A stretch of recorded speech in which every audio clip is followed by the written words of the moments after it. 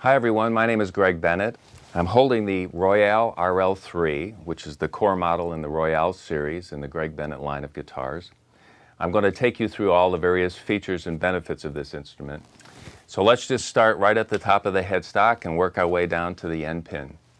The headstock on any guitar really is sort of an identity marker for the brand, but it also offers a tremendous opportunity to actually improve the string performance of the instrument. You'll notice when you look at our guitars that the headstock is always just a bit smaller, and that reduced resonance surface winds up dragging less energy off the string. In other words, there's less area to resonate, and you have to remember that anything that's vibrating or resonating on an instrument is taking that energy from the string. So you wind up with a little bit better attack and sustain. You'll also notice that the machine heads, which are Grovers by the way, tuners some people call them, converge rather than flare. And what that means is you have a relatively straight string pull through the nut, and that makes tuning a little smoother. Some of you may have experienced that sort of click or squeak, and that comes from the string binding in the nut. So we eliminate a lot of that. We also use a white graphite nut in this case, which is just a great material for tone, and also it's almost like self-lubricating, so you have very smooth string travel through the nut. You'll also notice that the headstock is cocked back at a bit of an angle, and that angle also forces the string to be pulled back, and as you increase that string angle back, you increase the bearing pressure of the string on the nut. And that bearing pressure creates a really strong bond between the string and that contact point, and that prevents energy on the string from going past the nut. So again, you get a little bit better attack and a little bit longer sustain. We use Grover machine heads, which are just beautiful gears. They were one of the very first companies to produce a really refined tuning instrument, because you want to have a smooth, accurate gear so you're not having to go past that tuning point. And also because it's a bit smaller, it's a bit lighter, and that just adds to the comfort. We always use the laser cut gold foil for the signature and logo rather than a silk screen or a decal. It just adds a nice touch of refinement to the instrument. Now, we've got the neck next, and the back of the neck is a wood called NATO, which is sort of mahogany in quality. It's got a lot of strength, but it's a beautiful sounding tone wood. So you have a nice rigid neck that will stand up to the pull of the strings, and you're also not compromising the tone to a great deal. The fingerboard is rosewood, and that is really a great wood for fingerboards because it's very dense, which helps the efficiency. You get sort of a proximity effect. It adds to the efficiency of the string. And it's very oily, so the fact that it's exposed, because eventually you have fretwork done, and every person has a little bit different taste on how they play, and you will wind up having somebody do fret dressing or things of that nature. So rosewood is ideal for that.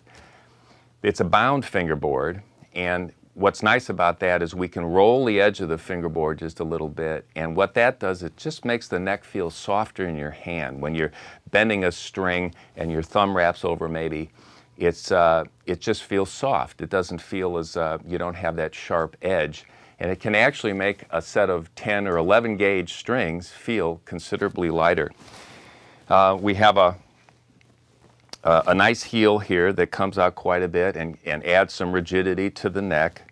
And as you follow the string all the way down to the bridge, we have a lot of neck angle on our guitars. I try to insist on that because that ensures that you have a greater string angle over the saddle. And I think you can catch that on camera maybe. And what that does, that angle over the saddle, it's the same thing as same situation as you have up at the nut. The more angle you create, the greater that bearing pressure. So you get a really hot, punchy string, a lot of energy and a lot of sustain.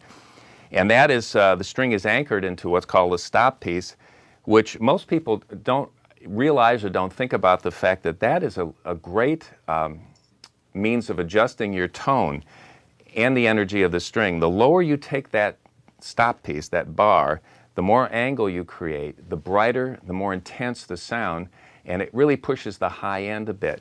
If you want a little mellower sound, maybe not quite as much edge, you want to soften it up, maybe you play blues or jazz, you simply raise that stop piece and you soften up the sound of the guitar. Now we're at the body, and this particular guitar is just something that we're all really proud of. And I have to say that probably the coolest feature in it was an accident, and I'll tell you how.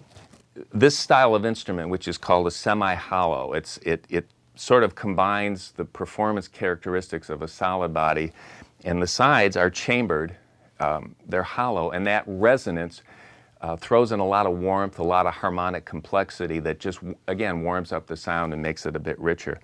Typically, this sort of instrument is built with a block down the center inside that's separate, and then the sides are molded just like an acoustic. It's usually about 3/16 of an inch, and they're molded in place. And then along the edge, where the sides and top meet, is a structural element called kerfing, which is sort of a long triangle that's slotted so it bends.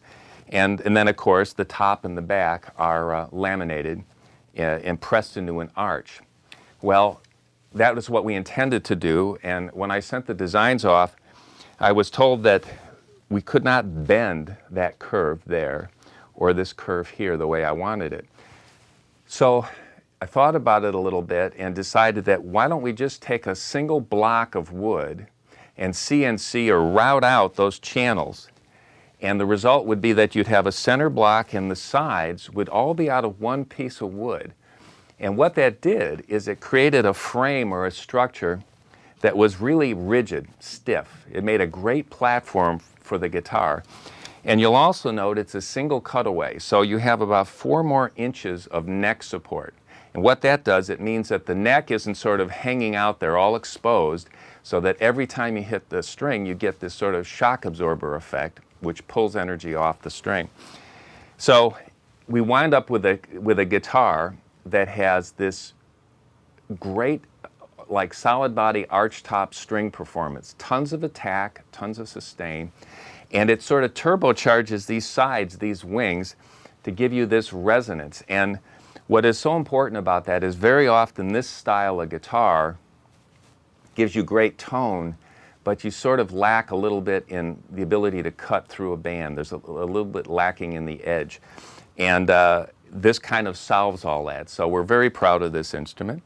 Continuing on, we have Duncan designed pickups. We use the best components we can get. The Seymour Duncan company has had years of perfecting pickups, and you'll really notice that in the sound. There's great definition and great character in the tone.